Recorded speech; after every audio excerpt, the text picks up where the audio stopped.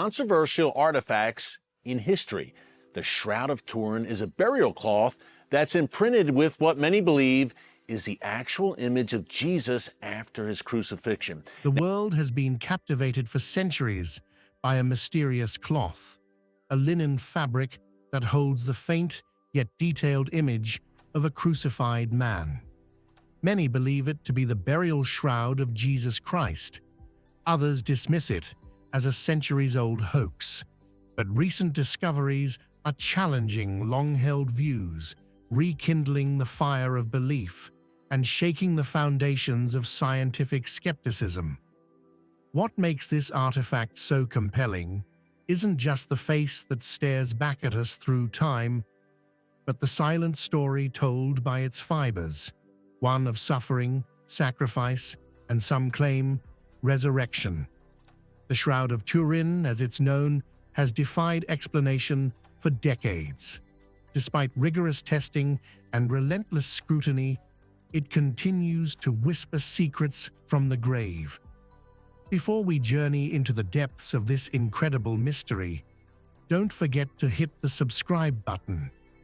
Join our channel as we explore miraculous stories, biblical truths, and awe-inspiring discoveries that awaken faith and curiosity alike. Now let's begin. Long before modern cameras or digital scans, an image was captured in an impossible way, on cloth. It wasn't painted, burned, or dyed. It simply appeared. And for centuries, the world has wrestled with one question: who is the man on the shroud? Christian tradition holds that the man is Jesus of Nazareth, crucified under Roman authority, buried hastily before the Sabbath, and resurrected 3 days later.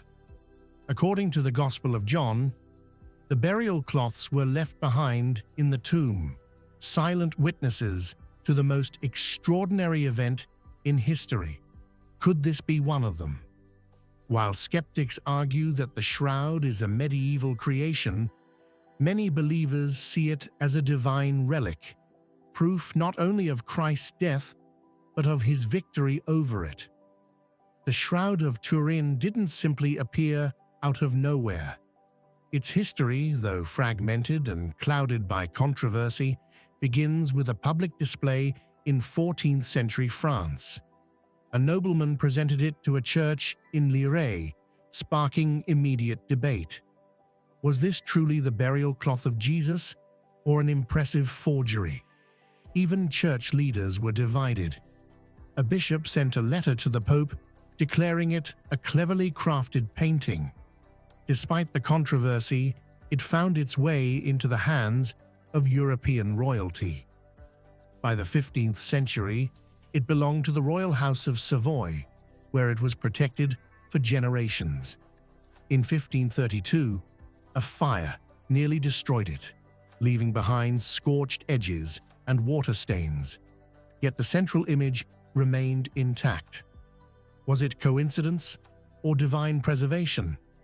Later, in 1578, the shroud was moved to Turin, Italy, its permanent home and the source of its current name.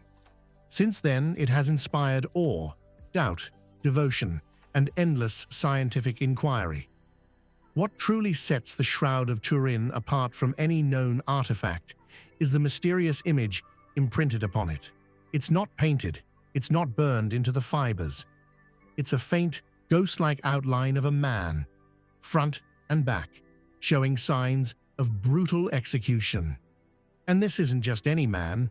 The wounds visible on the cloth match the biblical descriptions of Jesus' suffering. A crown of thorns, lash marks on the back, a puncture wound in the side, nail marks through the wrists and feet, blood stains that seem to pour from each of these injuries. Even more baffling is how this image was formed. Scientists have spent over a century examining it with the most advanced tools available: microscopes, ultraviolet light, infrared imaging, and yet no one had been able to recreate it. Not exactly, not even close. Dr. Gilbert Lavoie, a medical doctor with a deep interest in the shroud, has spent 2 decades examining every inch of it. What he found is astonishing. Contrary to what many assumed, the figure on the shroud doesn't appear to be lying flat. Take a close look, and you'll see the hair doesn't fan out like it would if someone were lying on their back. Instead, it falls straight down on both the front and back images, just like it would if someone was standing. Dr. Lavoie tested this theory using live models and found that when a person lies down, their hair spreads and flattens. On the shroud, the hair obeys gravity as if the figure was upright or suspended. Even more puzzling is the body's position. It doesn't rest against a surface. It doesn't press down like it would under the body's weight. It's almost as if the man was hovering, weightless, floating. Could the cloth have captured the moment of resurrection? The very instant a lifeless body was transformed, defying natural laws. Another breakthrough came from Dr.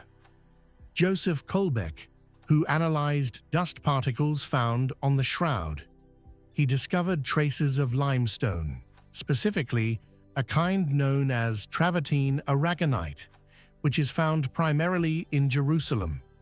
Even more precisely, this type of limestone matches samples taken from near the Damascus Gate, just a short distance from the traditional site of Golgotha, where Jesus was crucified. This strongly suggests that the man wrapped in this cloth had walked through Jerusalem, possibly barefoot, before suffering death by crucifixion. Dirt embedded in the fabric around the knees and face tells a heartbreaking story, one of falling, crawling, collapsing under the weight of something heavy. There are also deep abrasions on the shoulders, likely caused by carrying a rough wooden beam. The injuries perfectly mirror those described in the Gospels, Jesus carrying his cross, stumbling under its weight. The wounds shown on the shroud aren't random. They're deeply specific and consistent with Roman crucifixion practices. For example, the wrist wounds. In many paintings, nails are shown going through the palms, but forensic evidence shows that wouldn't support the body's weight. Nails were driven through the wrist, which aligns with the injury seen on the shroud. The size of the wound, about 1 square centimeter, also matches ancient Roman nails, like the one discovered by Saint Helena and preserved in a Roman church. That nail is the same width as the wound on the cloth. On the side, there's an elliptical wound as if pierced by a spear. From this wound appears to flow not just blood, but a clear serum, blood and water separated. This detail is echoed in the Gospel of John, where a Roman soldier pierces Jesus' side and immediately blood and water flowed out. This isn't a general crucifixion. These are the wounds of one man, a man whose death was foretold, whose life changed history. Beyond the wounds, researchers have uncovered something equally compelling: botanical evidence. Analysis of pollen trapped in the shroud's fibers reveals 49 different types of plants. Of those, 33 grow only in the Holy Land. 3 are found exclusively in and around Jerusalem.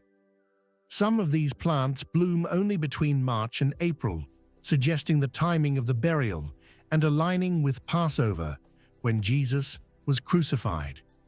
One plant in particular is thorny and flexible, perfect for weaving into a crown. Could this have been used to fashion the cruel crown of thorns? Perhaps the greatest mystery of all is the nature of the image itself. No pigment, no brush strokes, no burn marks.